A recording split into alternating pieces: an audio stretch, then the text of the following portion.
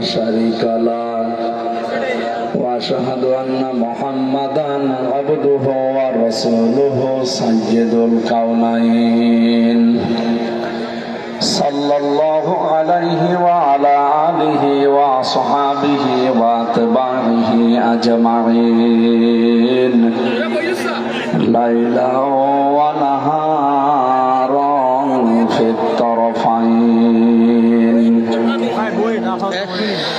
فقد قال الله تعالى في كلامه المجيد وبرهانه التوحيد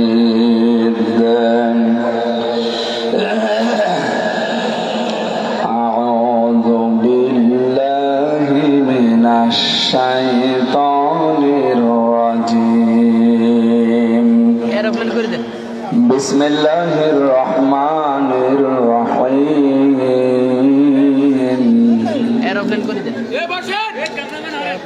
إن الله يأمر بالعدل والإحسان وإيتاء ذي القربى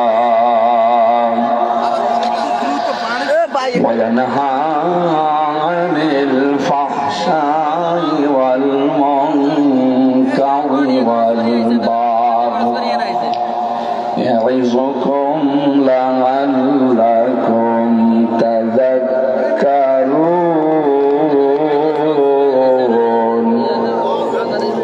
صدقت يا ربنا. عن أبي هريرة رضي الله تعالى عنه قال قال النبي صلى الله عليه وسلم عليكم بالجهاد في سبيل الله فإنه باب من أبواب الجنة إلى آخر الحديث رواه ابن ماجه وما زادهم إلا إيمانا وتسليما اللهم صل على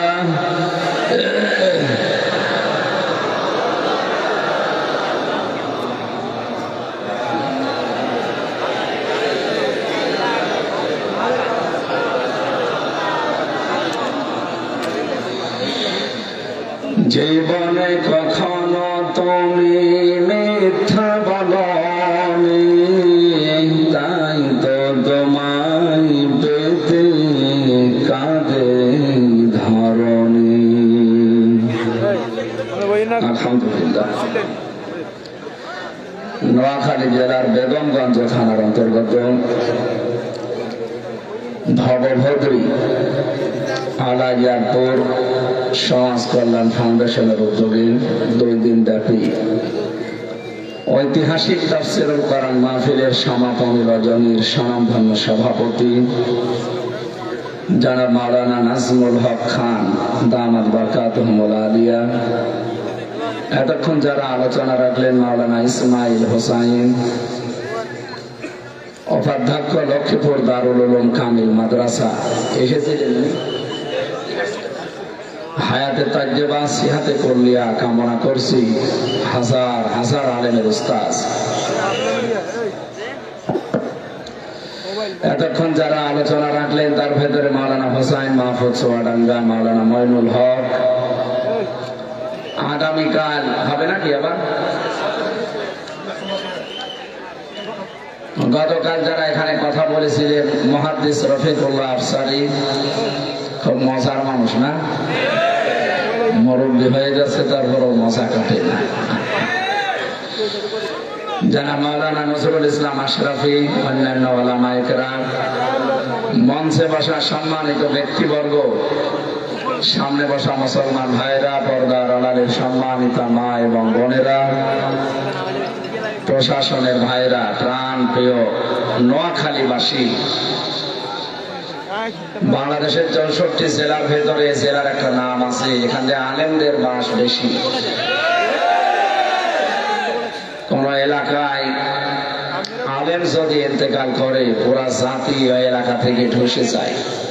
সুতরাং এই এলাকার আলেম ওলামা যারা আছে তাদের সম্মান মর্যাদা কামনা করছি। ওয়ারফা'না লাকা যিকরাক, আল্লাহ যেন তাদের মর্যাদা আরো বাড়িয়ে দেন। এই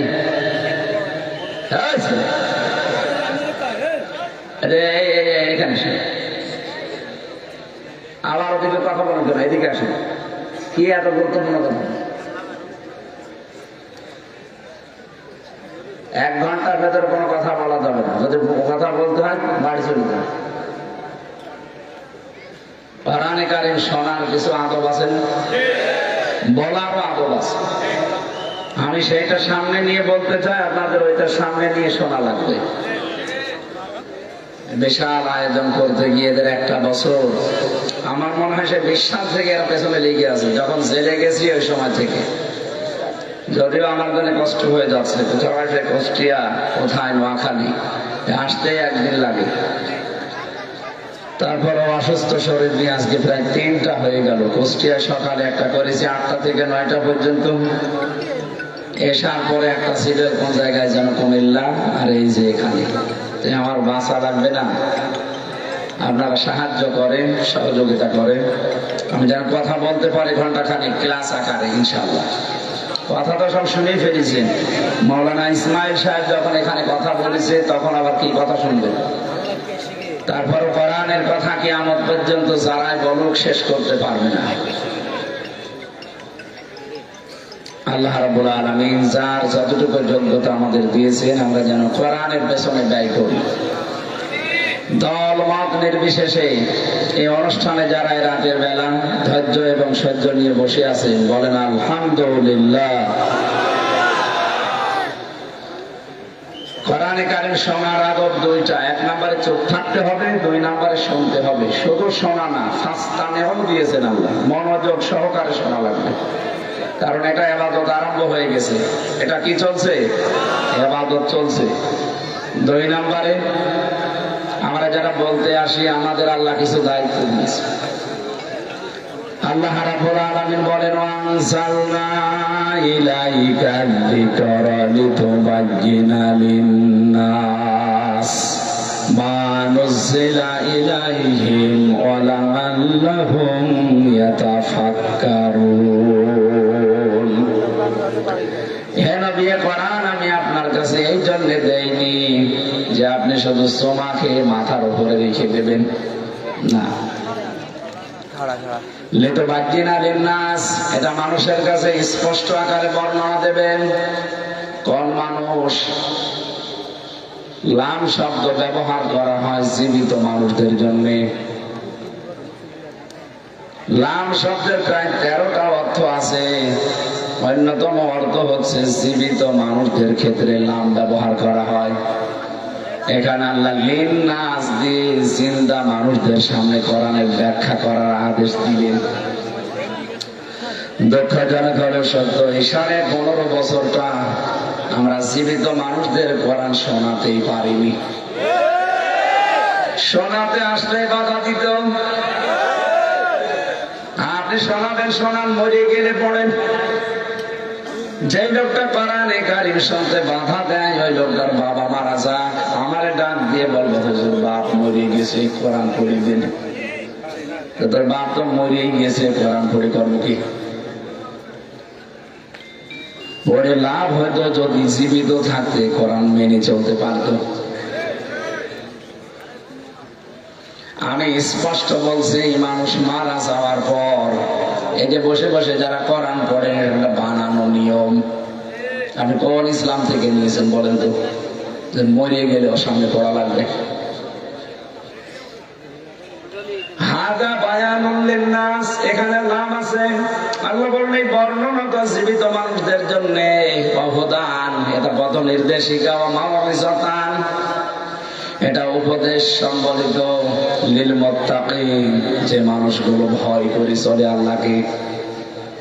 ওরা কোরআন শরীফে যেখানে আপনি কোরআন কেন্দ্রিক কথা পাবেন, কোন জায়গায় মরা মানুষকে আপনি শোনান, ইন্নাকা মাইয়িতুন ওয়া ইন্নাহুম মাইয়িতুন, হে নবী আপনিও ইন্তেকাল করবেন, ওরাও মারা যাবে। কোরআনে কারিমে সূরা ফাতিরের ভেতরে আল্লাহ বলেন যারা মারা যায় আপনি তাদেরকে কিছু শোনাতে পারবেন না। তো মরে গেলে কোরআন পড়া লাগবে, সিস্টেম তো আমরা চালু করি, এই জালেমদের একটা ব্যবস্থা করে দিয়েছি যে জীবিত মানুষদেরকে শোনানোর দরকার নেই, এই জন্য এত বাধা দিত। মনে করতো যে মরে গেলে তো পড়া হচ্ছে, এই সিস্টেম এখন পাল্টানো লাগবে।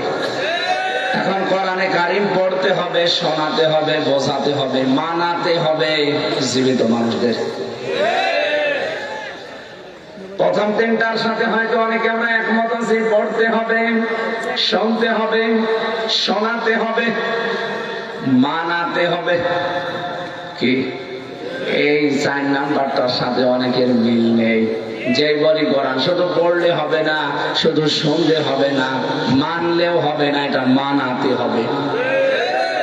কারণ কোরআনে কারিম যতদিন মানার পরিবেশ তৈরি না হবে, আপনি জিবরাইল ফেরেশতাও যদি নাজিল হয়ে বাংলাদেশে আসে, তাও হালালকে হালাল, হারামকে হারাম জিনিস মেনে চলতে পারবে না। নবীজির হাদিস মান কোরআন কোরআনা ফাস্তাজহারহু, যে ব্যক্তি কোরআন পড়ে আর কোরআনকে ইজহার করার চেষ্টা করে। এখানে ইজহার মানে শুধু প্রকাশিত করা না, ইজহার মানে স্পষ্ট করা না, ইজহার মানে বিজয় করা। যতদিন পর্যন্ত এই দেশে কোরআন বিজয়ী না হবে, যত নিয়ম নীতি এই দেশে আছে সবার উপরে কোরআন বিজয়ী থাকা লাগবে। আর এই উদ্দেশ্যে যত নবী আর রাসূল আপনি দেখেন প্রত্যেকেই তার যুগে দিন কায়েম করা এই দায়িত্ব পেয়েছিলেন। বিশ্ব নবীকে আল্লাহ কোরআনে কারিমে বারবার আদেশ দিয়েছেন, ওয়াল্লাযী আরসালা রাসূলাহু বিল হুদা ওয়া দীনিল হক লিইয়ুযহিরাহু আলাদ দীনি কুল্লি। এটা লিইয়ুযহিরাহু দিলেন কেন? যত নিয়ম নীতি দুনিয়ায় আছে সবার উপরে এটাকে নিয়ে আসা লাগবে।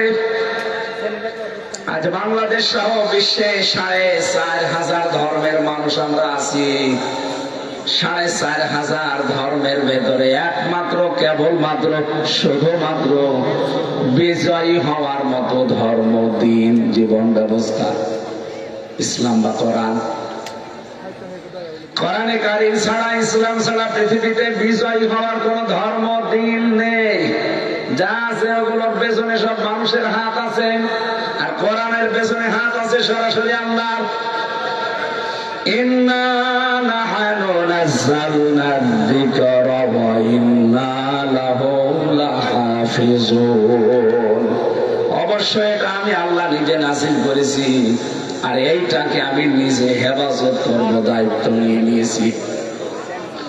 এখানে বাংলাদেশ সহ বিশ্বে আজ যারা আল্লাহর এই কোরআনের পেছনে বিভিন্ন কায়দায় লেগে আছেন, কোরআন প্রেমিক মানুষগুলোর পেছনে লেগে আছেন, সফল হতে পারবেন না। আপনি যতই চেষ্টা করেন শেষ বেলায় যে ভূমি খেয়ে পড়বেন। যারা পালিয়ে গেছেন তাদেরকে আহ্বান জানাচ্ছি, ষড়যন্ত্র বন্ধ করেন। আপনারা তো চলেই গেছেন, আবার কি করেন? যেখানে আছেন ওখানেই মরে যান না কেন? কয়েকদিন আগে আমি বেগমগঞ্জ, এটা ওখানে বেগম পাড়া, এটা বেগমগঞ্জ না, এটা বেগম পাড়া, সাহেব পাড়ায় গিয়েছিলাম মালয়েশিয়া। ঘরগুলো সব তালা লাগানো, ও শয়তানরা ঘরে যে থাকে না, হোটেলে থাকে। যে হোটেলে উঠে দেখে 2-3টা শয়তান বসে আছে। কি বলো হুজুর, আমরা আগেই পালিয়েছি।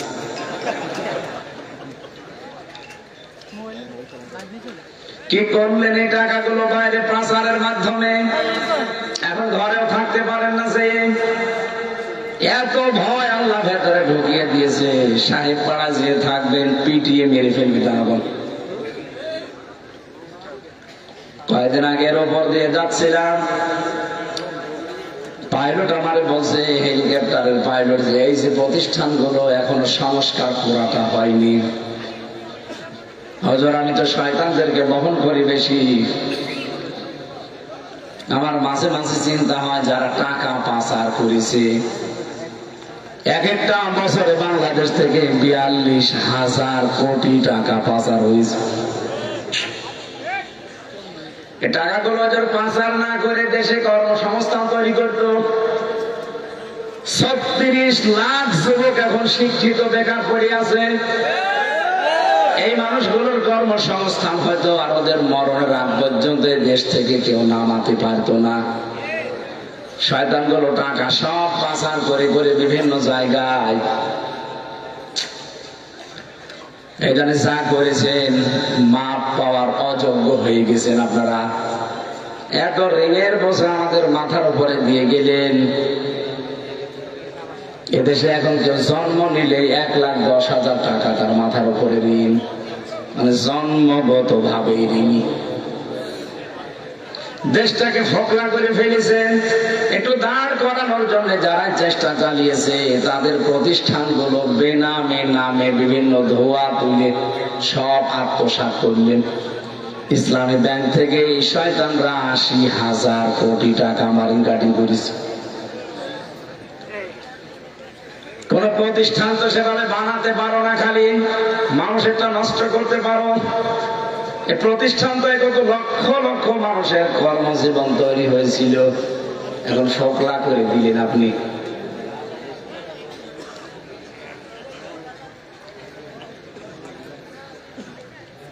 যাওয়ার সময় যে আমার দেশ পত্রিকা একটা রিপোর্ট বের করেছে, তাও ভিডিও আকারে, যারা পালিয়েছে দুই বোন যাওয়ার সময় 14টা সুটকেস বিমানের যে পাইলট আছে বলছে সুটকেস গুলো উঠেছে, বলে হ্যাঁ চলো, কারো সাথে কথা বলেনি। আপনাদের নোয়াখালীর কাওয়া কাকুর সাথেও বলেনি। কাওয়ার আছে বলবে যে চলে যাচ্ছে দোয়া করো, তাও বলেনি। দেশের মানুষকে তো বললই না, কাওয়া কেউ বলেনি। এমনকি কাওয়া পালিয়ে যাওয়ার পরে ইন্ডিয়াতে নাকি দেখা করতে চেয়েছিল, রাজিও হয়নি, যে কাওয়া আমার দরকার নেই।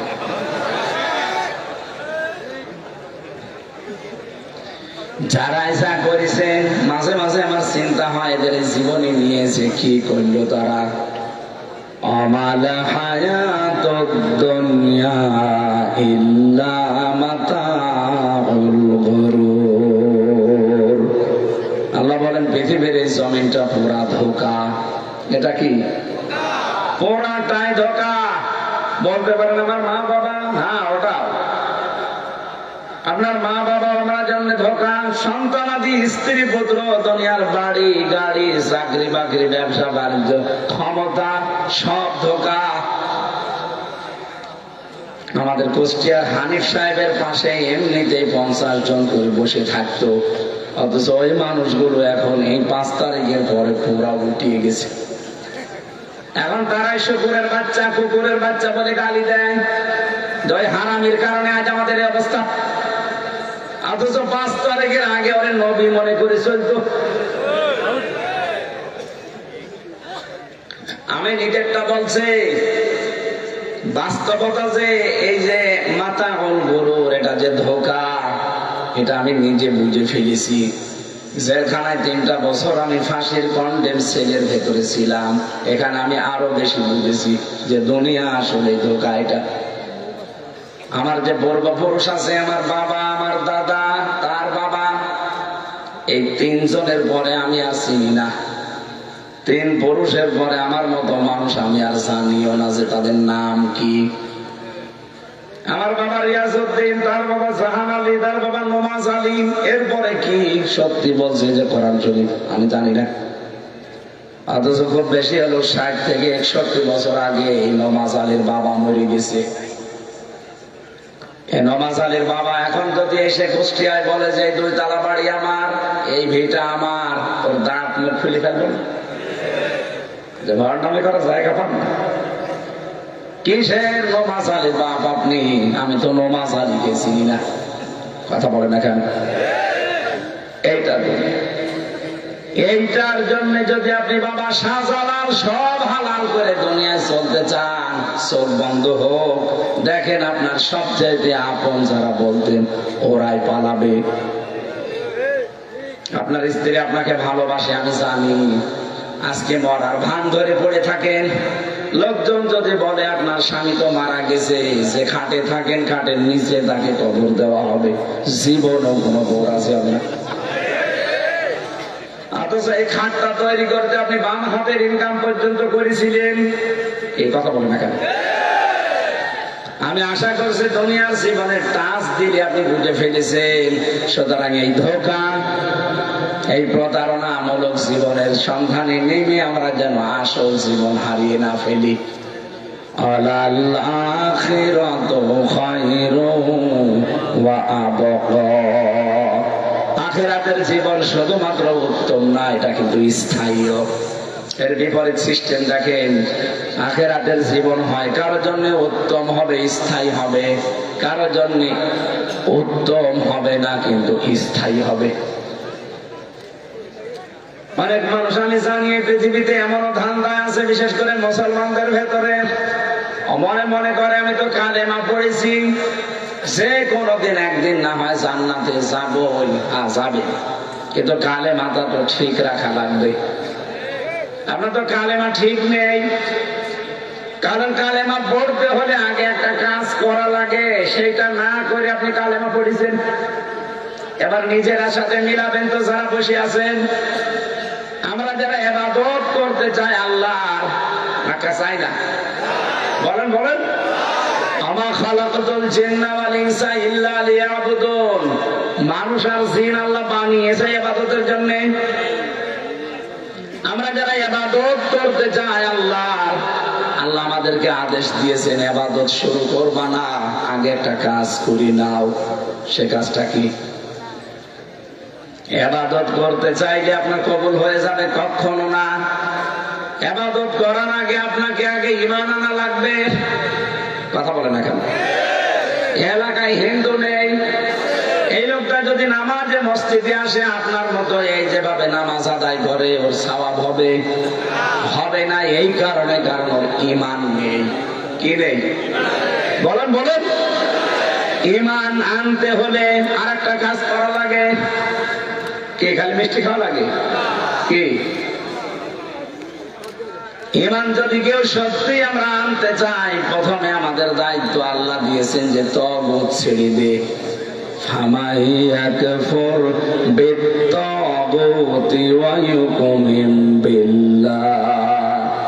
কোন মানুষ যদি ঈমান আনতে চায় তার প্রথম কাজ হবে তাগুত ছেড়ে দেওয়া। তাগুত না ছেড়ে কোন মানুষ ঈমান আনলে ঈমান টেকে না। 15.5 বছরে বহু আলেমকে আমরা দেখেছি ইমানদারের মতো দেখা যেত, শুধু তাগুত ছেড়ে না দিয়ে ইমানের দাবি করত। এজন্য বাতাস পাল্টালে তারা পাল্টিয়ে গেছে। হাজারো মসজিদের ইমাম পর্যন্ত পাল্টিয়ে গেছে, কারণ তারা ইমান এনেছিল কিন্তু তাগুত ছেড়ে দেয়নি, তাগুতের সাথে সম্পর্ক রেখে ইমান এনেছিল। আর যারা তাগুত ছেড়ে দিয়ে ঈমান এনেছে আপনি তাদের দিকে তাকান। ডক্টর শফিকুল ইসলাম মাসুদ 57 দিন রিমান্ডে ছিল, এরপরও তাকে টলাতে পারেনি। আপনি কয়দিন ছিলেন বলেন তো রিমান্ডে? রিমান্ড বসেন। আমি মাত্র 10 দিন থেকে অসুস্থ হয়ে গেছে, এখন আমি স্বাভাবিক না। ওরা বিভিন্ন যন্ত্র নিয়ে এসে বলতো এটা দিয়ে আমরা নখ তুলে ফেলি। একটা জীবিত মানুষের সামনে যন্ত্রপাতি নিয়ে যদি বলে এগুলো দিয়ে আমরা তুলি, এর সাথে লাগিয়েও দেয় যে খালি টান দেবে। বলেন তো জীবন আপনার সময় থাকার কথা? বিশেষ করে আয়না ঘর, যেটা মিনি আয়না ঘর, আমি তো ছিলাম 10 দিন, বিগটায় যেতে পারিনি। হঠাৎ রাত 12টা-1টার সময় 8-9 জন কালো মুখোশ পরা এসে বলে রেডি হন। কি করবো রেডি হয়ে? তার মানে বলে আপনার শেষ। চোখ বেঁধে দেয়, হাত বেঁধে দেয়, পেছনে গাড়ির ভেতরে ফেলে দেয়, সারা রাত গাড়ি ঘোরায়, কোথায় যে নিয়ে যায় কিচ্ছু জানি না। হঠাৎ রাত 3টা-4টার দিকে চোখ খুলে দেয়, দেখবেন গাজীপুরে জঙ্গলে অথবা ওই মধুপুর টাঙ্গাইল জঙ্গলে। কি এখানে কে? বলে দৌড় দে। সেই দৌড় দেবেন, পেছন থেকে গুলি করে বলবে ক্রস ফায়ার। এইরকম ছিল জীবন, হাতে নিয়ে থাকা লাগে।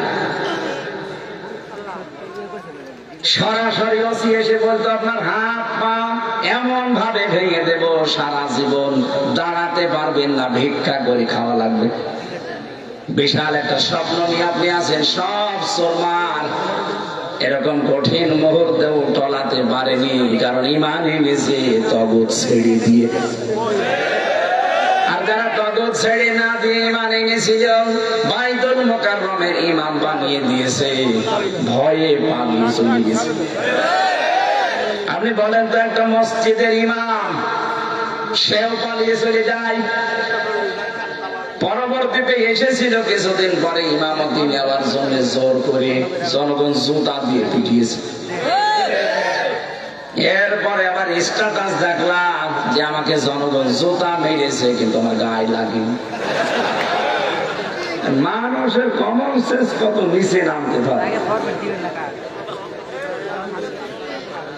এত নিকৃষ্ট অপমান করার পেছনে আমি কয়েকটা কারণ পেয়েছি। এরকম হাজারো আলেম, হাজারো ইমাম, হাজারো পীর দেশে ইমানের দাবি করে, কিন্তু তগুত ছেড়ে না দিয়ে। যে লোকটা নৌকা মার্কা নিয়ে দাঁড়াতে পারে, তার ইমান থাকে কি করে? আমার তো মাঝে মাঝে আয়না ঘরের ওই দৃশ্য মনে হলেই মনে হয় যে এই মানুষগুলো এখনো জালেমকে সাপোর্ট করে। এখনো দেখি অনেকে মোবাইলে স্ট্যাটাস দেয় জালেমের পক্ষে। আপনি মানুষ কি করেছে বুবু আমার পালিয়ে যাওয়া লাগবে? কি করেছে? তোমার সাথে তো করেনি, তুমি তো ভালোই মাল কামিয়েছ। আগে কি সুন্দর মাল কামাইতাম আমরা। আসলে মাল কামিয়েছে। ভালো মানুষ বাড়ি থেকে ধরে নিয়ে গেল, আর পরের দিন পেপারে দিল যে আমির হামজাকে আমরা চৌরাহাট থেকে নিয়েছি। ডাহা মিথ্যা কথা। আমার বাবাকে ডাক দিয়ে বলেছে যে টাকা যদি এক্ষুনি 10 লাখ না দিন 50টা মামলা দেবে। বেচারা গ্রাম্য মানুষ এমনি ভয় আছে যে রিমান্ডের কথা শুনেছ, তাড়াতাড়ি দিয়ে দিয়েছে। মাঝে মাঝে আমি আকিস গ্রুপে চাকরি করতাম, আমাদের ক্ষতি 32 লাখ টাকা মালিকের কাছে নিয়েছে। যে আমার মালিক সেই দিন বলছিল, যে এসে বলে যে টাকা দেন 10 লাখ। কেন? বলেছে টাকা আমার কাছে পায়, ওর বাবা টাকা রেখে গেছে, সেই টাকা নিতেই। 3টা বছরে মামলা এতবার চেষ্টা চালিয়েছে। সিএমএম কোর্ট, জজ কোর্ট, হাইকোর্ট মিলে না, হবে না। 30-32 লাখ টাকা তারা খেয়েছে, তারপরও নতুন করে আবার মামলা দিয়েছে। যে একটা ব্যবসা খুলে নিয়েছিল। এই কয়েকদিন আগের কথা, বগুড়া এক মাহফিলে, স্বাধীনের আগে ছিল মাহফিলটা, ওসি আমাদের তাড়া দিয়েছে মাঠের ভেতর দিয়ে প্রায় 2 কিলোমিটার। ধানের জমিন দিয়ে দৌড়াতে পা হাত পা কেটে, আমি তো অন্ধকারে ধরতে পারিনি, কিন্তু গাড়িটা ধরে নিয়ে গেছে। গাড়ি আর ড্রাইভার নিয়ে গেছে থানায়। টাকা নিয়েছে বিভিন্ন মানুষকে ভয় দেখিয়ে। মাওলানা আব্দুল বারী সাহেব ছিল, তার কাছে 1,13,000 টাকা নিয়েছে। কিন্তু 5 তারিখের পরে পরিবর্তন হয়ে গেলে ওর নামে বিভাগীয় মামলা। ওরা এখন একেবারে পাঠিয়ে দিয়েছে কক্সবাজার। আমি রংপুর থেকে আসার সময় সিরাজগঞ্জ গোল চত্বরে বসে এক দোকানে চা খাচ্ছি, দেখি উনি চলে এসেছে। কার কাছে খবর নিয়ে চলে এসেছে। এসে আমার বলছো, হুজুর আসসালামু আলাইকুম। কে আপনি? বলছে আমি ওই সে ওসি আজাদ। আরে ভাই, আপনাকে খুঁজছি, এদিকে আসি। কোথায় ছিল? বলছে আমি তো পালিয়ে বেড়াচ্ছি। আমার এখন পাঠিয়ে দিয়েছে একেবারে সেই কক্সবাজার। আমার চাকরি থাকবে কি যাবে, টলমল অবস্থায় আছি। আপনি আমারে মাফ করে দেন। একটা বরদোয়া দিয়েছিলেন এক মাহফিলে, ওর পর থেকে লোকজন আমার খুঁজে বেড়াচ্ছে। এই দেখেন আমি কি সুন্দর দাড়ি রেখেছি, 3 মাসে দেখলাম দাড়ি এত বড় বড় হয়ে গেছে। আমরা মাফ করে দিয়েছি, কিন্তু টাকা ফেরত দেন। মাফ করে দেবো, কিন্তু টাকাটা তো ফেরত দেবেন। বিনা কারণে আমার দাঁড়িয়ে 2 কিলোমিটার মাঠের ভেতরে আমি মাফ করে দিয়েছি, যান। কিন্তু টাকা তো আমার একা না, মাওলানা বারী সাহেবের টাকা। টাকাগুলো দেন। আমার বছর টাকা নেই না, মাল তো কম কামাননি, টাকা ফেরত দেওয়া লাগবে। 7 দিন সময় দিয়েছিলাম, দেখলাম টাকা দিয়েছে 1,13,000 টাকা। বলছে হুজুর আর পারবো না। ঠিক আছে না, আমার মনে হয় বাংলাদেশের ইতিহাসে এই প্রথম যে কোনো পুলিশ টাকা ফেরত দেয়।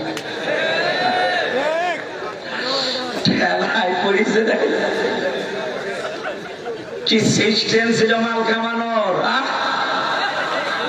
ভালো মানুষ হয়ে আছে, মুরব্বী মানুষ, ঘরে চোখ খুলে দেখছে থানার হাজতে, কি গো তুই গাছ কেটেছিস কখন? স্বপ্নে। আমি বেশি বলে ফেললাম। এইটা চলছিল দেশে, সারা দেশে এটা চলছে। সবচাইতে বেশি এগুলো হয়েছে সাতক্ষীরা, চাঁপাইনবাবগঞ্জ, পাবনা। এই 3টা জেলা করা জাহান্নাম বানিয়ে ফেলেছিল একেবারে। বুলডোজার দিয়ে ঘর বাড়ি সব ভেঙে দিয়েছে, একেবারে সরাসরি বাড়িতে এই জায়গায় গুলি লাগিয়ে গুলি করছে। কত ভিডিও আমার মোবাইলে আছে। কি আশ্চর্য গো। আমার কুষ্টিয়ার সাবেক এক এসপি ছিল এক কুলাঙ্গার, ওর জন্মের ঠিক আছে বলে আমার মনে হয় না, কারণ আলেমদের নাম ধরে গালি দিত। বলেছিল আলেমদের হাত ভেঙে দেব, জেল খাটাবো। শুধু বঙ্গবন্ধুর মূর্তি গিয়ে যেন নাক ভেঙে দিয়েছিল তাই। ও মনে হচ্ছে নবীর চাইতেও বঙ্গবন্ধুর আসল বাবা। এখন 2টা মার্ডার মামলার আসামি ধরা পড়েছে 3 দিন আগে। আমার মনে হয় ওরে এক্ষুনি 4-5টা ডিম দেওয়া দরকার।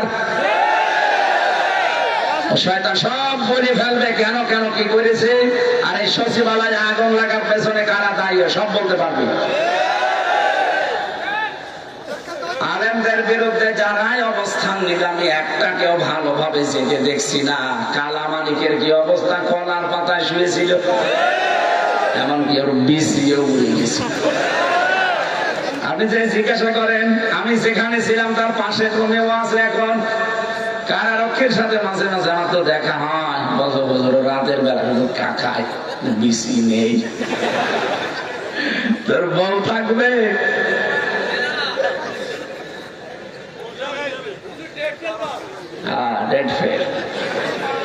এই শয়তান আল্লামা সাঈদীর ব্যাপারে বলেছিল যে একে আমি ফাঁসি দিতে পারলাম না, আমার জীবনের বড় আফসোস। এবার ফাঁসি দে।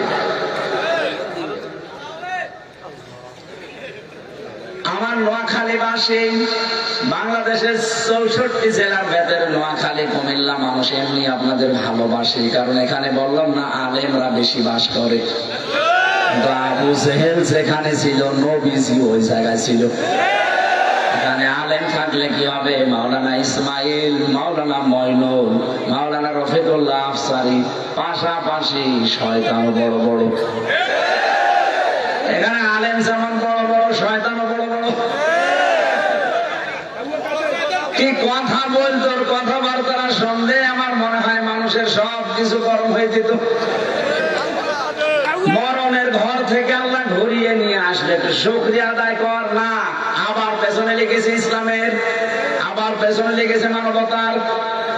তুই মরণের তো আজরাইল দেখে আসলি না সিঙ্গাপুর থেকে? কি অবস্থা তুই দেখলি, তোর চেহারা দেখলে মানুষ ভয় পেত। আল্লাহ একটু সুস্থ করে একটু শুকরিয়া আদায় কর না। ও শয়তানের বৃদ্ধি মনে আছে আরো বেড়েছিল। দুনিয়াকে যারা টার্গেট বানিয়ে দেয়, মহান আল্লাহ তাদের আখিরাত নষ্ট করে দেয়। ইন্নামা নুমলি লাহুম লিয়াজদাদু ইসমা ওয়া লাহুম আযাবুম মুহিন। মানুষের পাপের বোঝা যখন পরিপূর্ণ হয়ে যায়, আল্লাহ পাক বলেন ওকে আমি অপমানজনক শাস্তি দেই। আমি বাংলাদেশের সাথে একটা আয়াতের হুবহু মিল পাচ্ছি এখন। সূরা নমল 20 নাম্বার পারা, 19 নাম্বার পারার 20 নাম্বার পৃষ্ঠা 7 নাম্বার লাইনের 52 নাম্বার আয়াতের। আপনি বাড়িতে একটু বাংলা অর্থ আর তাফসীর মিলাবেন। এই বাংলাদেশের সাথে খাপের খাপ, মুমতাজের বাপ মিলে যাবে। একটু দেখেন তো আমার কাছে। ফাতিল কাবয়তুহুম খাবিয়াতাম বিমা সালামু। আল্লাহ বলেন এই সেই ঘরগুলো, আল্লাহ বাইতুন না দিয়ে বয়ুত বহুবচন দিয়েছেন। আল্লাহ পাক বলেন এই সেই ঘরগুলো জনশূন্য করে দিয়েছি, পরিত্যক্ত বানিয়ে দিয়েছি বিবাহ জলাম এদের জুলুমের কারণে। জালেমরা যেখানে যেখানে সারা বাংলাদেশে 630টা থানা, কম বেশি প্রায় জায়গায় আমি গেছি, যেখানে জালেমরা জুলুম করেছে পুরা জায়গাটা পর্যন্ত আল্লাহ অভিশপ্ত করে দিয়েছে। আপনি জালেমদের বাড়ি ঘরের দিকে তাকাবেন, আমার কুষ্টিয়ার হানিফের বাড়ি এখন গণ টয়লেট হয়ে গেছে। আপনাদের কালা কাপড় বাড়িটা ওরকম। এই পাশের জেলা কুমিল্লা, মানুষের বিরুদ্ধে সবচেয়ে বেশি এদেশে ইসলামের বিরুদ্ধে যারা ঠান্ডা মাথায় ষড়যন্ত্র করেছে এই লাকসামের ওই লোকটা একটা। তার বাড়ি ঘর দেখেন, বাড়ির সামনে লিখে দিয়েছে মানুষ আয়না ঘর। জালেমদের অধিকাংশ বাড়ির নিচের আমি খবর জানি, কারণ অধিকাংশ মানুষকে যারা টর্চার ছেলে নিয়ে জুলুম অত্যাচার করতো তাদেরকে পরে ছেলে পেতাম। যত মানুষের সাথে ছেলে আমার দেখা, এই নোয়াখালীর একজন ছিল হাতিয়ায় বাড়ি, হাতিয়ায় জেলায় না, এই লোকটা একটা আলেম কওমি মাদ্রাসার, আমার সাথে পাশের ছেলে ছিল, কি এত অত্যাচার করেছে। আমারে বলছে হামজা ভাই আপনার সাথে কি করেছে আমি জানি না, তবে আমার এমনি পায়ের ভেতর দিয়ে হাত ঢুকিয়ে পায়ের ভেতর দিয়ে হাত দিয়েছে, এরপরে সামনে লোহার ব্যারিকেডের সাথে তালা লাগিয়ে দিয়েছে। 24 ঘন্টা এভাবে আমি তালা মারা, একদিন 2 দিন 5 দিন না। ওখানে আমি শুনেছি নাকি 10 বছর 12 বছর 14 বছর পর্যন্ত একটা মানুষ পড়ে আছে, ও জানি না যেটা কোন বছর, ওর নাম কি তাও ভুলে গেছে। এক একজনের নখ এত বড় বড় নখ হয়ে গেছে। মাঝে মাঝে রাতের বেলা চোখ যখন খুলে নিয়েছে, তো আমার তো রাত 11টা 12:30 1টার সময় নিয়ে যেত, জোহরের সময় নিয়ে যায়, আর রাত 11:30 12টার সময় নিয়ে আসে, টাঙিয়ে রাখে 11-12 ঘন্টা কিন্তু টাঙিয়ে রাখে। আমার মতো একটা দুর্বল মানুষ, আমি এমনি চলতে পারি না, মাজায় দড়ি লাগিয়ে মনে হচ্ছে ছাগল টেনে নিয়ে যাচ্ছে, পেছনে হ্যান্ডকাপ লাগায়, সামনে দিলে তো হয় পেছনে লাগিয়ে দেয় যেন হাত কেটে যায়, পায়ের সাথে ডান্ডা বেড়ি লাগিয়ে চোখে কালো কাপড় দিয়ে বেঁধে দিয়ে যখন নিয়ে যেত বলতেন একটু খুলে দেন দেখি কোন জায়গা, যদি একটু উঁচু করে দিত ওই চোখটা দিয়ে দেখতাম কেউ কেউ লিখে রেখেছে দেওয়ালের সাথে, এত বড় বড় নখ হয়ে গেছে, খুশিয়ে খুশিয়ে ভাঙা ভাঙা অক্ষরে লিখ, ভাই কেউ যদি বাইরে যেতে পারেন এই নাম্বারটায় বলবেন যে আমি বেঁচে আছি।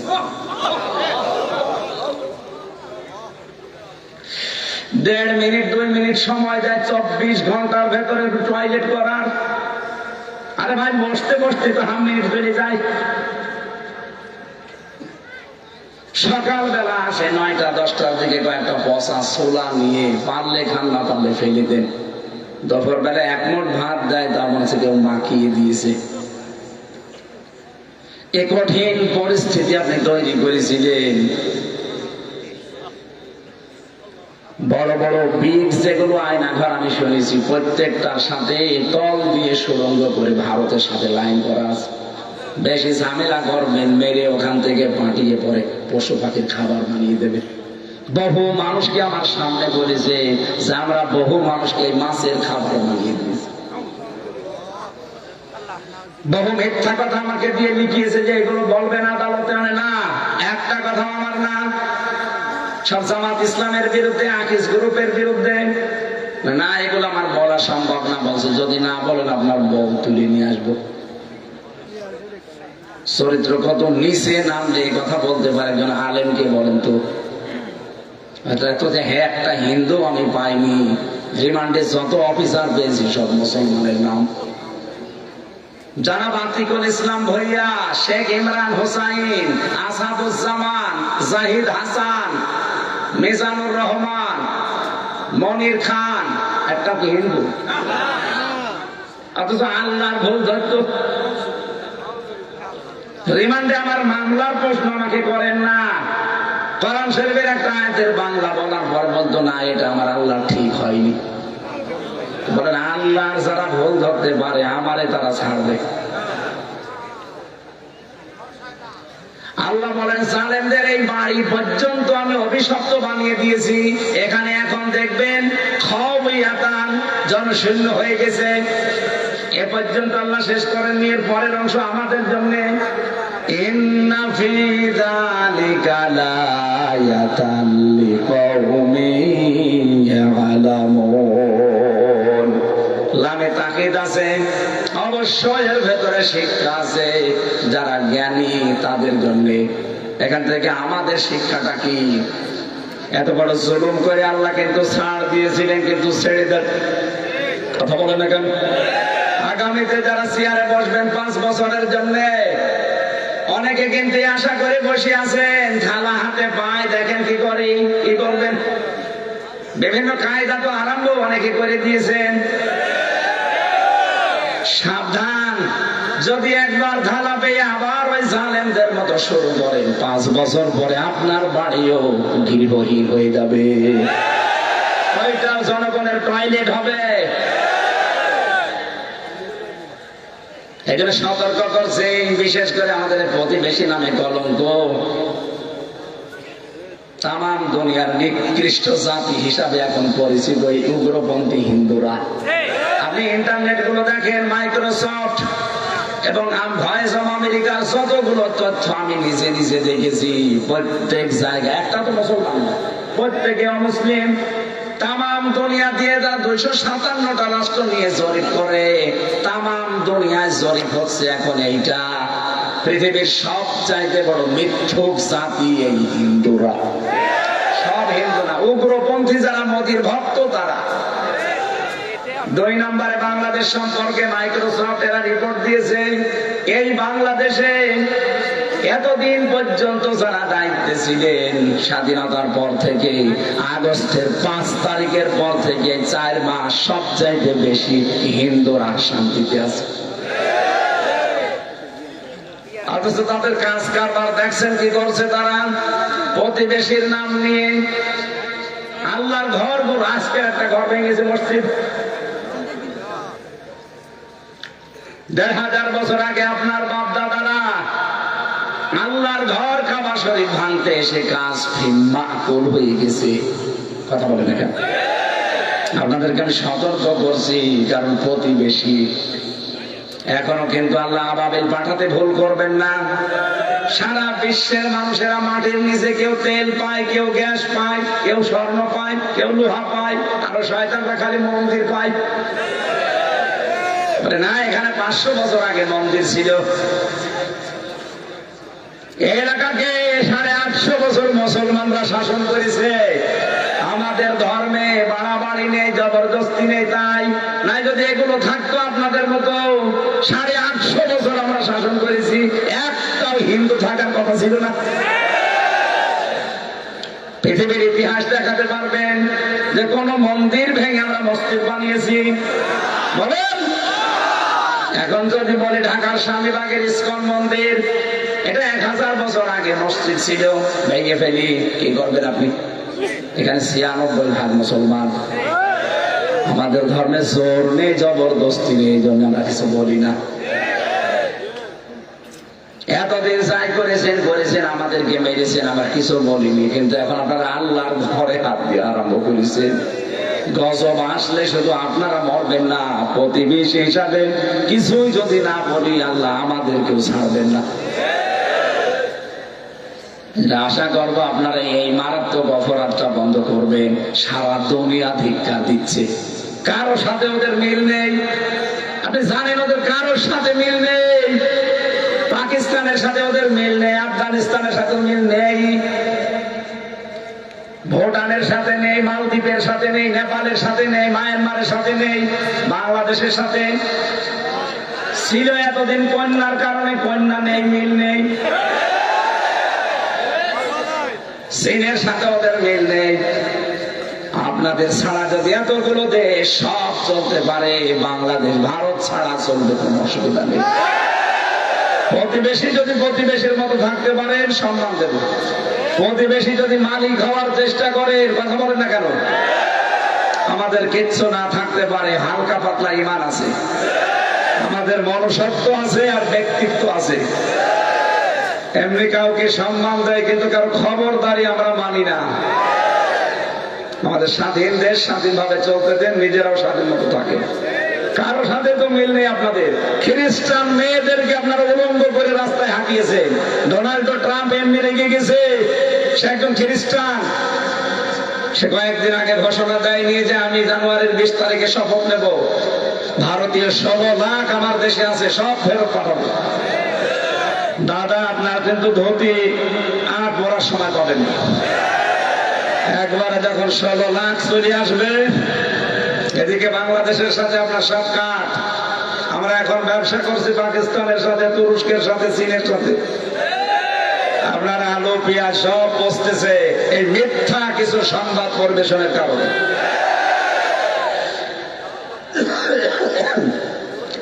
আমি জানি একটু করলে সোজা হবে না,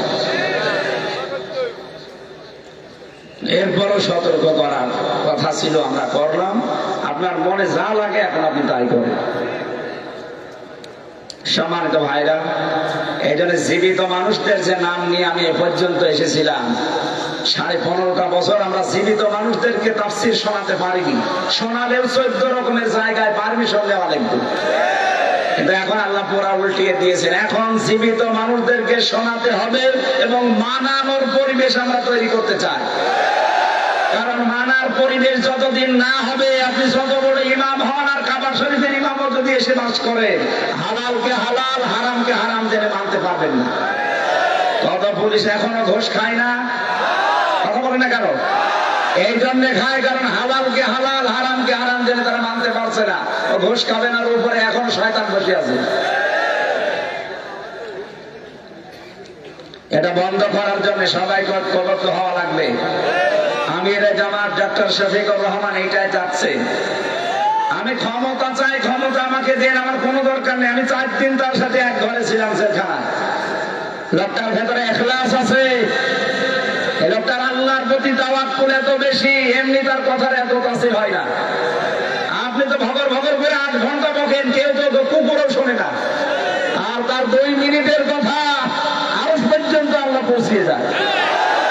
কথার ভেতরে এগুলো তৈরি করতে হলে ভেতরে মাল থাকা লাগে। তার এক একটা সেজদা আধা ঘন্টা 45 মিনিট কেটে যায়, আপনি 1 মিনিটও সেজদা দেন না। আল্লাহর সাথে আপনার কোনো সম্পর্ক আছে? আমরা চাচ্ছি এরকম কিছু মানুষ আসুক। গাইবান্ধায় আমিরে জামাতের আগে একজন হিন্দু পুরোহিত ঠাকুর, সে বলেছে এই লোকটা যদি রাষ্ট্রপতি হয় আমরা সবচেয়ে বেশি নিরাপদে থাকবো।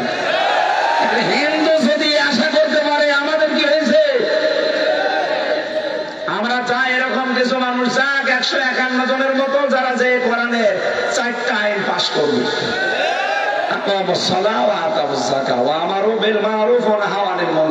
এই 4টা কাজ যদি সংসদে পাস হয়, বাংলাদেশ একদিনের ভেতরে দেখবেন মিনি জান্নাত হয়ে গেছে।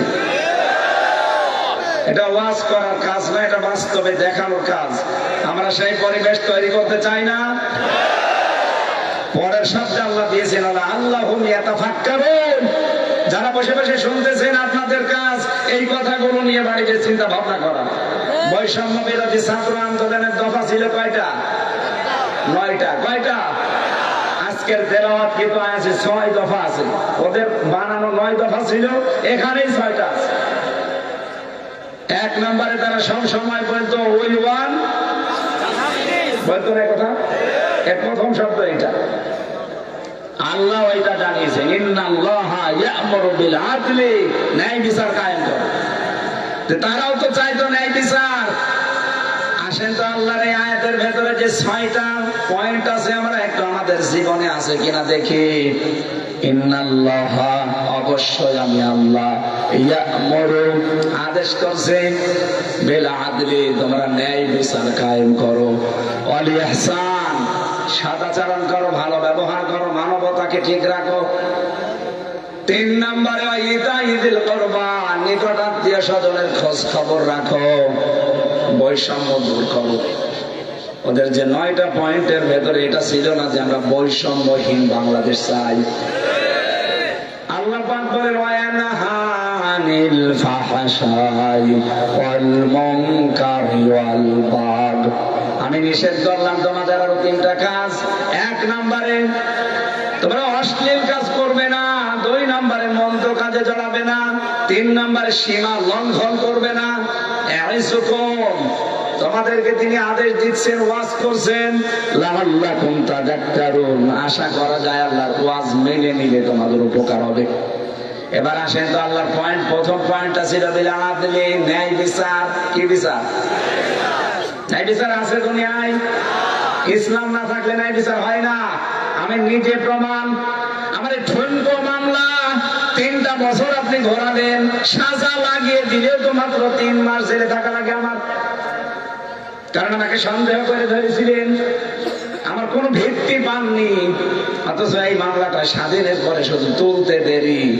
বিচারপতি এভাবে দেখে বলছে, আমির হামজা, এ মামলা তো কোনো মাল নেই, কি দেখে বিচার করবো? যা, সব খালাস করে দিলাম একেবারে। এতদিন জামিনে দিত না, এখন বলছে খালাস। আমি বলতেও গিয়েছিলাম যে বিচারপতি 3টা বছর তো এটা আপনার কাছে ছিল, তখন তো কিছু বললেন না। এখন বলছেন যে কোনো মাল নেই, আগে মাল ছিল। আমার এই কথাই বলতো যে হুজুর আমার কিছু করার নেই, আমার হাত বাঁধা ছিল।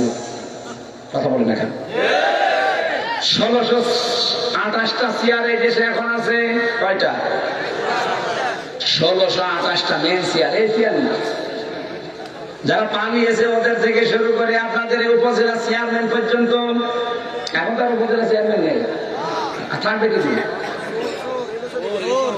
2008 থেকে 24 পর্যন্ত যারা নির্বাচনের নামে প্রহসন করে, কেউ উপজেলা চেয়ারম্যান, কেউ মেয়র, কেউ এমপি, কেউ মন্ত্রী, কেউ প্রধানমন্ত্রী, জীবন আপনি পরিচয় দেবেন না যে সাবেক এমপি, কারণ আপনি একটা চোর। পোস্টারে যদি লেখেন এতটুকু লিখবেন যে সাবেক চোর। সাবেক এমপি আপনি লিখতে পারেন না, আপনাকে আমরা ভোট দেইনি। এই কথা বলছেন না কেন? আমরা ভোট দিয়েছি আপনাকে। আমার এখন 33 বছর বয়স। 18 বছর থেকে শুরু করলে আমি 3 বার ভোট দিতে পারি, কই একবারও পারিনি। একবারও যদি আমি না পারি, পেরেছে কে? এক চাষি বিকালে ভোট দিতে গেছে, বলছে চাষি আপনি এখন আসলেন, সকালে চাষা ভোট দিয়ে গেল, সময় আসতে পারলেন না? তোমার চাষা তো 8 বছর আগে মারা গেছে। কি ভোট হয়েছে, কি আশ্চর্য দেশ গো! আর ওরা দেখে সাবেক এমপি, সাবেক মন্ত্রী, যত টাকা খেয়েছেন এই 16 বছরে সব টাকা ফেরত দেওয়া লাগবে, নয়তো 18 কোটি মানুষের পক্ষ থেকে কোনো মাপ নেই। কিসের রাস্তা ফেরত পড়েন আপনি?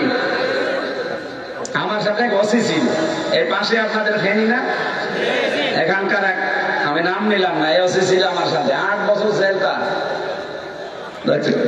মাঝে মাঝে ফাঁসির ওই কন্ডেম ছেড়ে এসে আমার তো 24 ঘন্টা তালা লাগানো, 24 ঘন্টা সিসি ক্যামেরা দেওয়া, তালা লাগিয়ে ক্যামেরা দিয়ে আবার কারারক্ষী বসিয়ে রাখি। এত ভয় পেত আমার শরীর চলে না, আর ভয়ে ওরা বাঁচে না। মনে হচ্ছে 4 দেওয়াল ভেঙে মনে হয় আমি চলে আসি। মাওলানা মামুনুল হক আর আমির হামজা মনে হচ্ছে বাঘের মতো ভয় পায়। কি আমি কি বলি এত বলেন তো? আমার মতো নরম ওয়াজ বাংলাদেশে কেউ করে না, একেবারে নরম নরম কথা বলি না। আপনি যা বলেন সব কইছে গিয়ে লাগে, আপনি তো কাজ করেন ওইরকম, তো বলি যাই লাগবে। আমার এসে বলছে হুজুর আমি একটা তওবা করেছি, দেখেন তো আমার তওবা কতদূর গেল। সেই নির্বাচনে আমি রাত 12টার পর থেকে ভোট কাটা আরম্ভ করেছিলাম। আমার যা দল বল আছে এদেরকে নিয়ে একেবারে ফজরের আজান পর্যন্ত বাক্স ভর্তি করে জায়গা মতো সবগুলো পাঠিয়ে দিলাম। এবার পবিত্র হওয়ার জন্য গোসল করবো, ওযু করে 2 রাকাত নফল নামাজ পড়ে বললাম আস্তাগফিরুল্লাহ। আমার এই তওবা কত দূর না, কত দূর না, মাথার উপরও যায়নি। কিসের তওবা? আপনি কি আল্লাহর কাছে দোষ করেছেন যে আস্তাগফিরুল্লাহ পড়ছেন? আপনি দোষ করেছেন হামজার কাছে। কথা বলেন না কেন? 3.5 লাখ 4 লাখ হামজা লাগে একটা এমপি বানাতে, আর আপনি একাই বানিয়ে ফেললেন। আপনি যদি মাপ পেতে চান, জেল থেকে যদি কোনোদিন ছাড়া পান, তাহলে ওই এলাকায় আপনি তো দায়িত্ব ছিলেন ফেনি, এখানে 2.5 লাখ 3 লাখ 4 লাখ মানুষের যাদের ভোট আপনি কেটে কেটে নিজে ভরিছেন, তাদের কাছে যাবেন, তাদের কাছে স্বীকার করবেন ওরা যদি বলে ঠিক আছে মাফ করতে পারে, 2টা করে লাঠি দেবো, তাই লাঠি যা বলবে তাই করবে। কারণ আমার তওবার নিয়ম হচ্ছে অপরাধ যার কাছে স্বীকার করবে। কিন্তু বাংলাদেশের মানুষ এটা উল্টিয়ে ফেলেছে। এই দেশে জমি জায়গা মারে, এই দেশে টাকা পয়সা মারে, আর কাবার গিলাপ ধরে বলে না টাকা মারলি নোয়াখালী, আর কোথায় যে কি করিস।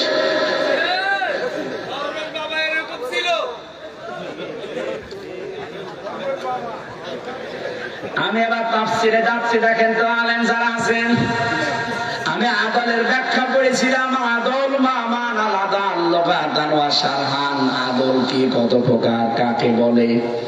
তাফসিরে ফিসিল আলিল কোরআন সাইয়্যিদ কুতুব লিখেছেন আদল প্রধানত 3 প্রকার। কয় প্রকার?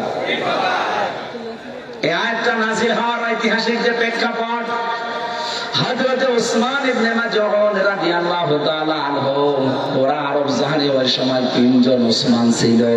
একজনের নাম উসমান ইবনে আফফান, যেটা নবীজির জামাই। বিশ্ব নবী তাকে এত বেশি পছন্দ করেছিলেন, একটা মেয়ে মারা যাওয়ার পরে আর একটা বিয়ে দিয়েছিলেন। নবীজি মাঝে মাঝে বলতেন, আমার যদি মেয়ে আর একটা থাকতো আমি আর একটা উসমানকে দিয়ে দিতাম।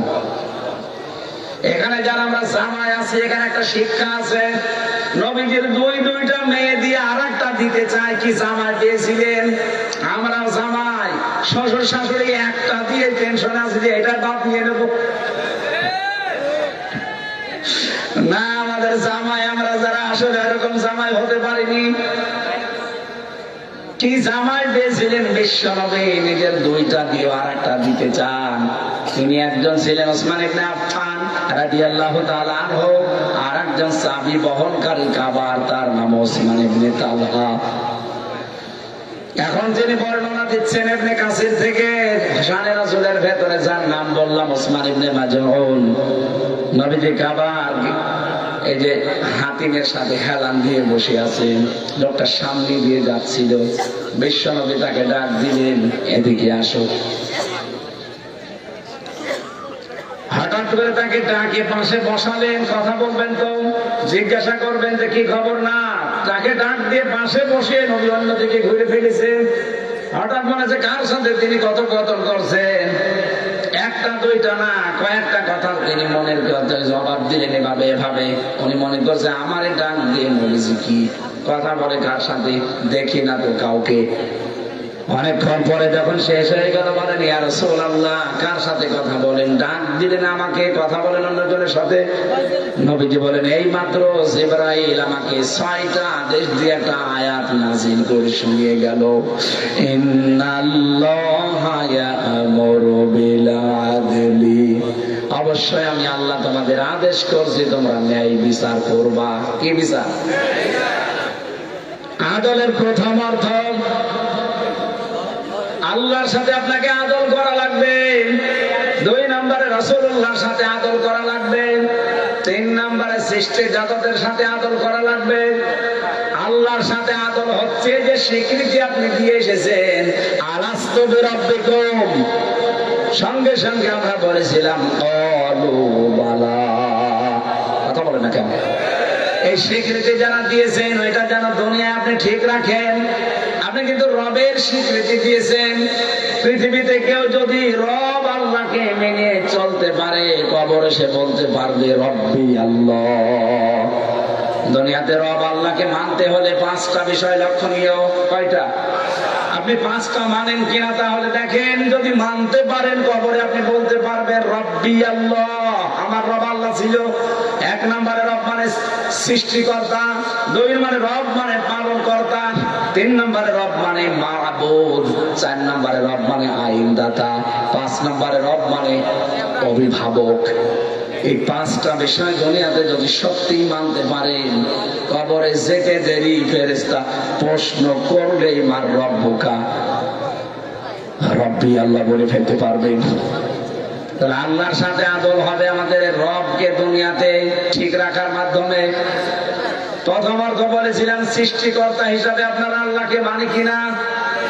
আমাদের সৃষ্টিকর্তাকে আর জোরে বলেন। আমাদের লালন পালন করেন কে? নাকি আমার চাকরি, আমার ব্যবসা, আমার বাণিজ্য না। এ বিশ্বাস যার ভেতরে যত দৃঢ় হবে দুনিয়া সম্পর্কে তত বেশি গাফেল হয়ে যাবে। ওর ভেতরে এমন মজবুত ঈমান তৈরি হবে, লাং ফিসমা লাহা, কোনদিন ওই মানুষকে আপনার টলাতে পারবেন না। আমি বয়ান করার প্রথম 4-5 মিনিটের ভেতরে কিন্তু এই পয়েন্টটা বলেছিলাম, কেউ যদি ইবাদত করতে চায় তার আগে তার শর্ত সে ঈমান আনবে, ঈমান আনতে চায় তার শর্ত সে তাওহীদ ছাড়বে। তাওহীদ ছেড়ে যারা ঈমান আনে এই মানুষগুলো ঈমান আর টলে না। আর তাওহীদ ছেড়ে না দিয়ে ঈমান আনলে কিছু হলেই তার ঈমান নষ্ট হয়ে যায়। দুইজনের উদাহরণ দিয়েছিলাম কাবা শরীফে, বাইতুল মুকাররমের ইমামের মাওলানা রুহুল আমিন আর জামাত ইসলামের ডাক্তার শফিকুল ইসলাম মাসুদ। দুইজনেই তো ইমানদার দাবি করছে। এ কঠিন পরিস্থিতি গেল 15.5 বছরে। একজন ঈমান এনেছিল তাগুত ছেড়ে দিয়ে, আর একজন ঈমান এনেছিল তাগুত না ছেড়ে। কথা বলছে না কেন? এটাকে বাস্তব আপনি কি পাবেন বলেন? এটা একেবারে বাস্তব উদাহরণ বললাম। ওনাকে 57 দিন রিমান্ডে, যেভাবে পৃথিবীর ইতিহাসে এভাবে কাউকে আমাদের এই জামানায় কাউকে মেরেছে আমি পাইনি। এখনো পর্যন্ত গিরাঙ্গুল ওনার ব্যথা করে। দেওয়ার ভাইয়ের লজ্জা স্থানের ভেতরে ওরা ফোটা করে এই যে ঢুকিয়েছিল তার গরম করে আগুন দিয়ে একেবারে লাল টক টক করে ওইটা লজ্জা স্থানের ভেতরে ঢুকিয়েছে। তার পুরুষাঙ্গ পর্যন্ত নষ্ট হয়ে গিয়েছিল। আল্লাহ মেহেরবানি করে বাঁচিয়ে দিয়েছে তারে। কত বড় কঠিন পরিস্থিতি, আমি তো নিজে সাক্ষী। আমারে বলতো মাঝে মাঝে যে দেলাওয়ারকে এইভাবে পিটাতাম, এইভাবে লাথি দিতাম, ফুটবলের মতো পিটিয়েছে পুরা ঘরের ভেতরে। আমার গায়ে হাত তোলেনি, কিন্তু আমার টাঙিয়ে রেখেছিল। আমার মাজা ওই দিন থেকে ব্যথা, এই বেড়ার ভেতরে এখনো পর্যন্ত আমি স্বাভাবিক হতে পারিনি। কত কঠিন পরিস্থিতি তৈরি করেছিল এই মানুষগুলোর উপরে। এক চুলো টলাতে পারেনি। আর যে মানুষগুলো তাগুত ছেড়ে না দিয়ে ঈমানের দাবি করতো, বিশাল বিশাল চোখ পাকায় দিয়ে বলতো জান্নাত থেকে পানি এসেছে, অথচ ঝড় পাল্টালে ঈমান হারিয়ে গেছে। ঝড় উঠে এসেছে কুমিল্লা, এ নোয়াখালী, ওর বাতি নেমে গেছে। আল্লাহর সাথে যদি আদল আপনি করতে চান, এই 5টা বিষয় দুনিয়ায় মানেন কিনা আপনি দেখেন। 3 নম্বরে বলেছিলাম মাহবুব, রব মানে যিনি ইবাদত পাওয়ার যোগ্য, তার ইবাদত করা লাগবে। 4 নম্বরে রব মানে আইনদাতা। আপনি কার আইনের পেছনে ঘোরেন? আপনি তো আদল করতে পারছেন না, আল্লাহর সাথে 100 ভাগ ধরা খাবেন।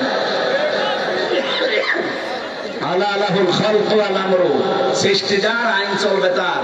সুতরাং আল্লাহর আইন বাদ দিয়ে বাংলাদেশে মানুষের তৈরি করা আইন যারা কায়েম করতে চায়, এরা আল্লাহর সাথে শিরিক করছে।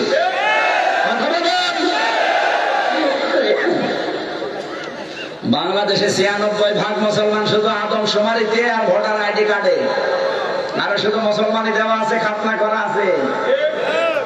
তাছাড়া আমার মনে হয় মুশরিকের দিক থেকে যদি এখন জরিপ করা যায়, এদেশে 100 ভাগের প্রায় 70-80 ভাগ মুশরিক বের হবে।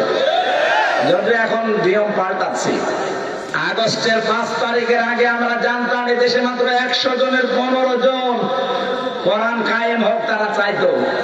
এখন এই 3 মাসের ব্যবধানে 100 জনের 58 জন মানুষ চাচ্ছে কোরআন কায়েম হোক।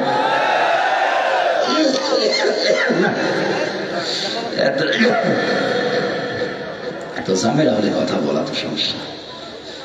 একটা কিছু দিয়ে বাজারে দেওয়া যায় না, এটা দিয়ে একদম ঘেমে যাচ্ছে তো, এই কারণে। হ্যাঁ, আপনি বলবেন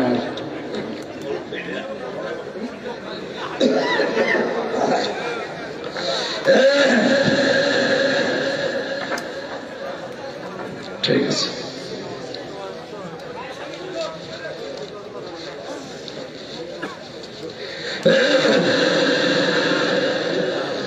এখন ঘুমানো দরকার আর রেস্টে থাকা দরকার। এইভাবে এই মানে ঘোড়ার মতো ছুটে বেড়ালে শরীর ভালো হয়। মেলা রাত হয়ে গেছে। আর আদলের 2 নম্বর অর্থ রাসূলুল্লাহ। রাসূলুল্লাহর আদর্শ প্রতিষ্ঠা করার মাধ্যমে আদল দেখানো যায়। 3 নম্বরে আদল সৃষ্টি জগতের সাথে। এই সৃষ্টি জগতের ভেতরে আমরা আরম্ভ করেছিলাম তাফসীর থেকে, মানুষের সাথে আদল। ন্যায় বিচার মানুষের কাছে প্রতিষ্ঠা করার দরকার আছে না? আল্লাহর প্রথম নির্দেশ এইটা। এই 54 বছর পার হয়ে গেল, ন্যায় বিচার কি খালি শুনেছি, কোনোদিন দেখিনি। আর যেটা দেখি নাই সেটা শুনেছি। হযরত ওমর ন্যায় বিচার করেছিলেন, নিজের ছেলেকে পর্যন্ত ছাড় দেননি। ওইরকম একটা পরিবেশ আমরা দেখতে চাচ্ছি এই চর্মচোখে। আপনারা চান না? সময় যদি সুযোগ আল্লাহ করে দেয়, এরকম পরিবেশ আমরা যেন দেখে মরতে পারি। বলেন আমিন। জেলে থাকাকালীন এই পারিবারিক জীবন নিয়ে বিশেষ করে বহু মানুষ জেল খাটতেছে শুধু স্বামী স্ত্রীর গন্ডগোল করে। এখন যে জল্লাদ আছে, ওর বাড়ি এই চট্টগ্রাম, ইলিয়াস।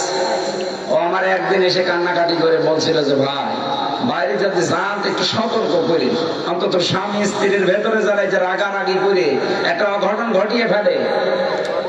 ওর 17 বছর ছিল বিদেশে, এসে বিয়ে করার পরে বউ আর ওর মার ভেতরে কোনো মিল নেই। কিছু দিলে মাকে বউ রাগ করে। আমি কষ্ট করে আমার মাকে বোনকে দেবো, আর এর মন পাওয়া যায় না, খালি গন্ডগোল করে আমার সাথে। একটু সংশোধন করার জন্য একটা চড় দিয়েছি, এক চড়েও ছাতা হয়ে গেছে। ওর বাবা মা এখন মার্ডার মামলা দিয়েছে, ও এখন 30 বছর জেল খাটতেছে। অথচ মামলা তো খুব বড় কেস না, ও তো সংশোধনের জন্য দিয়েছিল। এদের স্বামী স্ত্রীর দাম্পত্য যে কলহগুলো কেন তৈরি হয়, আর এই সমস্যার সমাধান কি করে করা লাগে, আমি বাস্তব দিয়ে কিছু লিখেছিলাম, ওখানে বাইরে এসে বইটা পাবলিশ হয়েছে। স্বামী স্ত্রীর দাম্পত্য কলহ প্রত্যেকের, বিশেষ করে মেয়েদের একটা, পুরুষের একটা, 2টা ভাগ করেছে। আপনারা যাওয়ার সময় নিয়েছেন, কাজে লাগবে ওটা। মেয়েকে পড়াবেন বিয়ে দেওয়ার আগে, নিজের বউকে পড়ান, নিজের ফুফুর হাতে তুলে দেবেন, বোনের হাতে দেবেন, যেন সংসারে অন্তত কিছুটা হলো শান্তি আসে। আমি অসুস্থ হয়ে পড়ছে, আজকে আর চালাতে পারছি না, এই পর্যন্ত শেষ করে দিলাম। আল্লাহুম্মা আমিন। লা ইলাহা ইল্লা আনতা সুবহানাকা ইন্নী কুনতু মিনাজ জালিমিন। আল্লাহর যেভাবে আরম্ভ করেছিলাম, কয়েক ঘন্টা আমরা এখনো কথা বলতে পারতাম। শরীর আমার সাপোর্ট দিচ্ছে না, কণ্ঠ সাপোর্ট দেয় না। আল্লাহ শেষ করে দিয়েছি। যতটুকুই শুনলাম আমল করার তৌফিক দাও। যত যুবক আয়োজনে শ্রম দিয়েছে, আল্লাহ যুবকদেরকে ওসমানের মতো বানিয়ে দাও। মাহফিলের সভাপতি, প্রধান অতিথি মাওলানা হোসাইন ইসমাইল সাহেব সহ যত আলেমরা এখানে কথা বলেছে, আলেমদের কথাগুলো আমল করার তৌফিক দাও। আল্লাহ, আমি তোমার ছোট্ট গোলাম, 3টা বছর জালেমেরা জিন্দান খানায়, আমি অসুস্থ হয়ে গেছি, আর স্বাভাবিকই হচ্ছে না।